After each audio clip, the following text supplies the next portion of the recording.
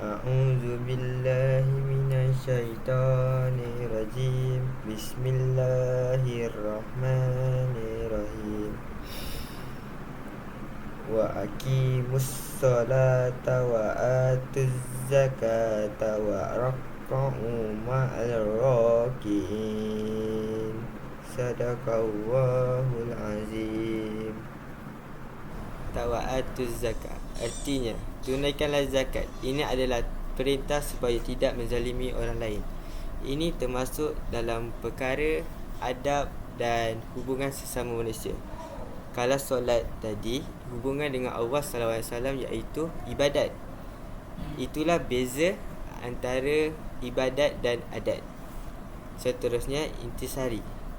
Intisari ayat tersebut ialah pertama, menjelaskan tentang bagaimana reaksi macam-macam manusia ketika didatangkan di hadapannya hidayah atau petunjuk Al-Quran, dan dijelaskan bahawa mereka dalam menghadapinya terbahagi kepada 3 golongan, iaitu mukmin, kafir dan munafik.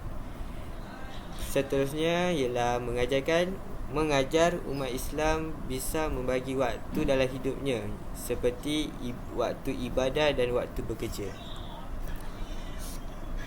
Sebab surah Al-Baqarah ayat 43 ini diturunkan kerana Allah memerintahkan solat berjemaah bersama agar dilakukan oleh Rasulullah SAW dan sahabat-sahabatnya.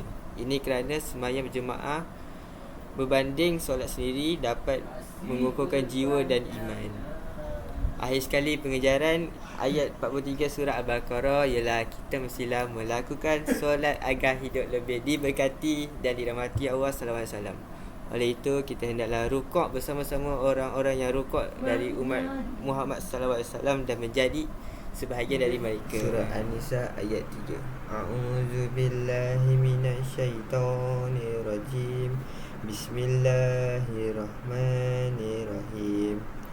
Wa in khiftum alla tuqsitu fil yatama fankihu ma tawbalakum minan nisa'i masna wa sulasa wa ruba' fa in khiftum alla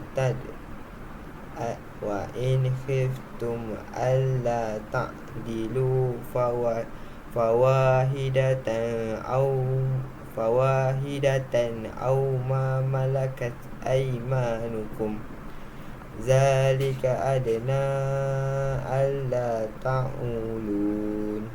Sadaqallahul azim. Bagi tafsir surah An-Nisa ialah Allah menjelaskan seadanya kamu tidak dapat berlaku adil atau tidak dapat menahan diri daripada memakan harta anak yatim, maka apabila kamu menikahinya, maka janganlah kamu menikahi dengan tujuan menghabiskan hartanya, melainkan nikahlah dengan orang lain.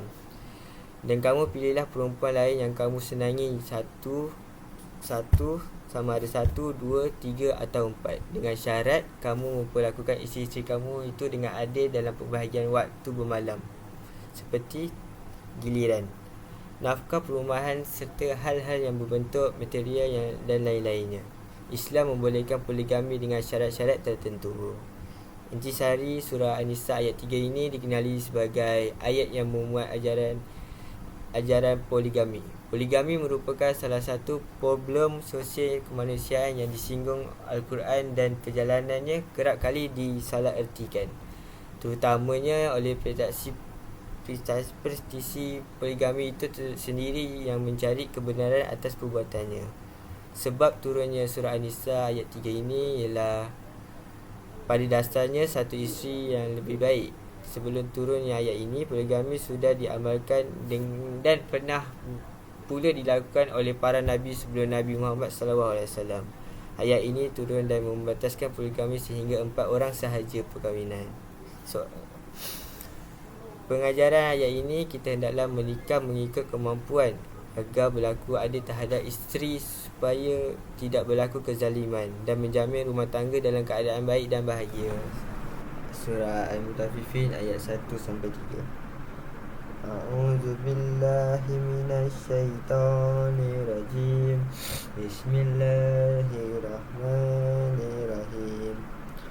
Wailul lil mutaffifin allazina iza talu 'alan nasi yastawfun wa iza kaluhum aw wazanuhum yukhsirun.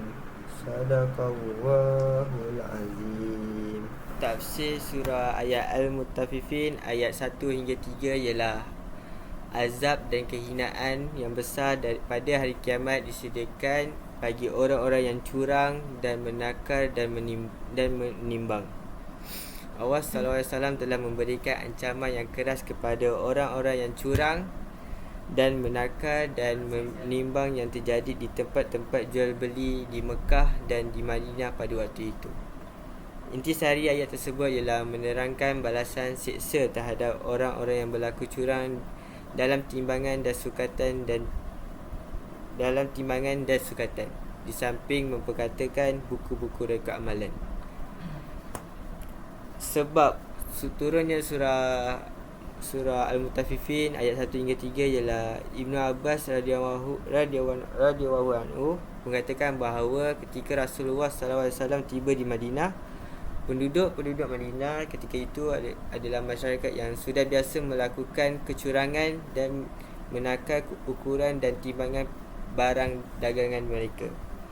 Bagi pengajaran ayat tersebut, kita hendaklah jujur dalam setiap perbuatan yang dilakukan seperti dalam hubungan yang sah dan juga dalam dunia perniagaan agar hidup kita lebih diberkati oleh Allah SAW dan mendapat rezeki yang halal. Akhir sekali surah Al-Isra ayat 32. A'udzubillahi minasyaitonirrajim.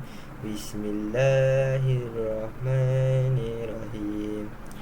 Wala taqrabuz zina innahu kana fahisatan wa sa'an sabil.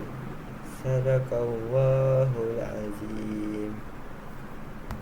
Dalam tafsir ayat surah Al-Isra ayat 32 iaitu tafsir Ibnu Katsir, dijelaskan bahawa Allah SAW melarang hamba-hambanya untuk berbuat zina dan mendekati sesuatu yang boleh menyebabkan perzinaan, kerana zina itu adalah fahisyah, iaitu bermaksud dosa besar dan paling buruk iaitu jalan kemaksiatan. Intisari ayat tersebut ialah Allah melarang hamba-hambanya membuat zina, begitu pula mendekati dan melakukan hal-hal yang mendorong dan menyebabkan terjadinya perzinaan. Sebab turunnya surah Al-Isra ayat 32 ini, pada waktu itu ada seorang pemuda yang datang kepada Rasulullah dan dia meminta izin untuk berzina. Maka dengan tegas Rasulullah pun melarangnya untuk melakukan hal tersebut. Bagi pengajaran ayat tersebut, pengajaran yang boleh diambil dari surah Al-Isra ayat 32 ini ialah haram melakukan zina dan seperti memandang dengan syahwat, berbicara dengan perempuan asing dan menyentuhnya. Sekian.